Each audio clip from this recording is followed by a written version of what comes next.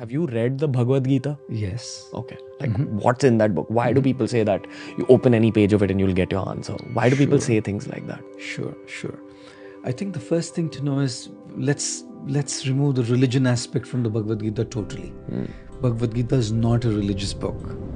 It is a book which gives you the way to live. Right?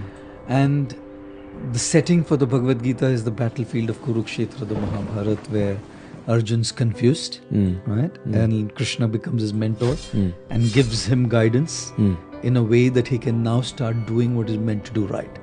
So every young man or lady is going to have confusions. Every young person is going to have those dilemmas, right? To do or not to do, to be or not to be. That's exactly how the Gita begins. It begins with confusion. It begins with dilemmas. It begins with a lack of meaning. Right?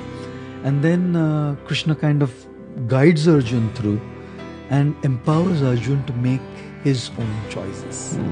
Krishna only acts as a facilitator, right?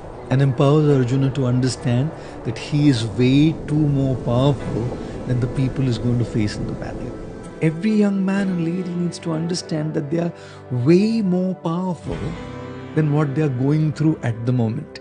Their confusions are smaller than them. Their challenges are smaller than them. Their problems are smaller than them. Their heartbreaks, as painful as they are, but are still smaller than them, and they have the capacity to overcome those pains that they're going through.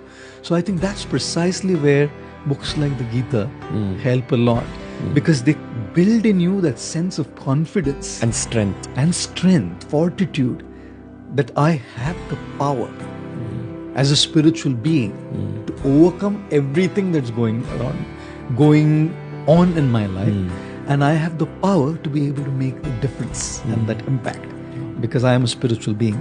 Can you reference like 3 big lessons from the Bhagavad Gita that stayed with you specifically? Yes. One of the lessons that stayed with me from the Gita is a particular text from the 2nd chapter of the Gita, which talks about the summer and the winter season, right? And this particular text says that the summer and the winter season keeps coming and going every year. Seasons change.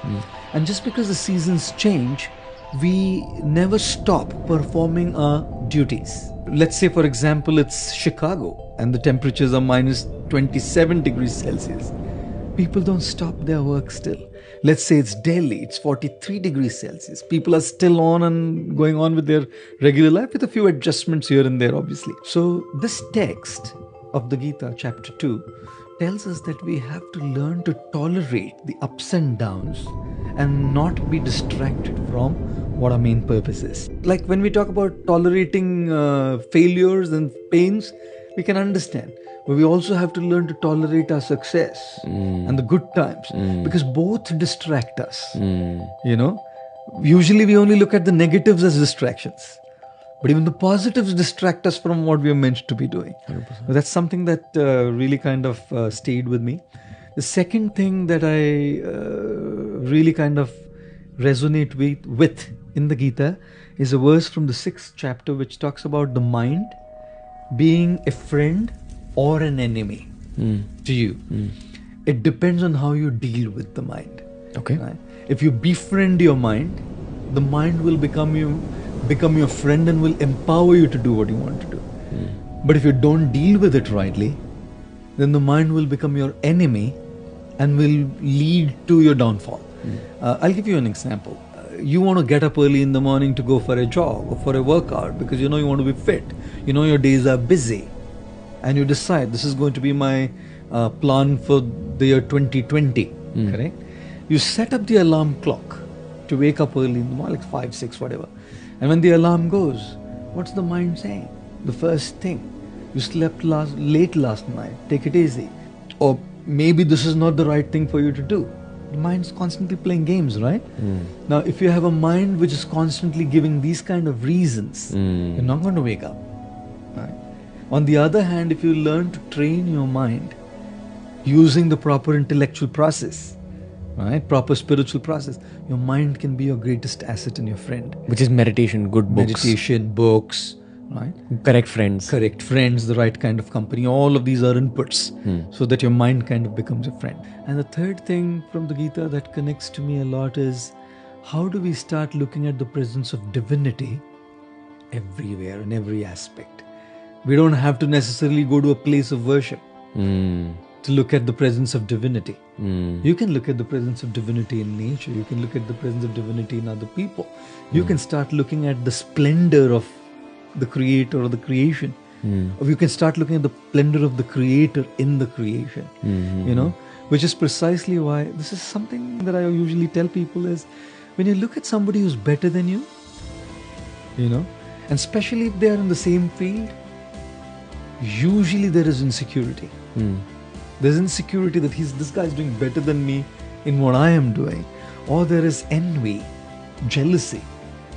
Sometimes it goes to the extent of sabotaging that other person's work as well. You know? And it has happened in the world. It happens all the time.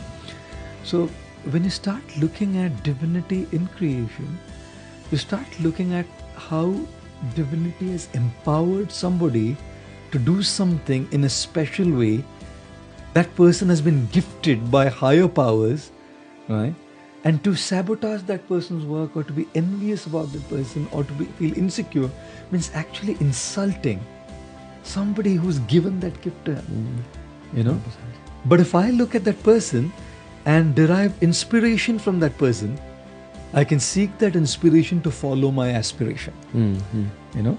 So that aspect of the Gita also kind of really resonates with me, that you start looking at divinity everywhere and in every place around you, including people who are doing better, because it's not them. You can see straight away. Very often I see people who do remarkable stuff, and they usually, when they speak, they say it's they doing it, and of course they're doing it. No doubt that there's a part that they're doing.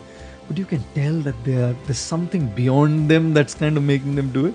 Whether it's acting, speaking, singing, something. There's an element which is not necessarily effort, not their effort. You know? X factor. X factor. And when you start appreciating that X factor as divinity, oh, that's something that really kind of connects to me as well.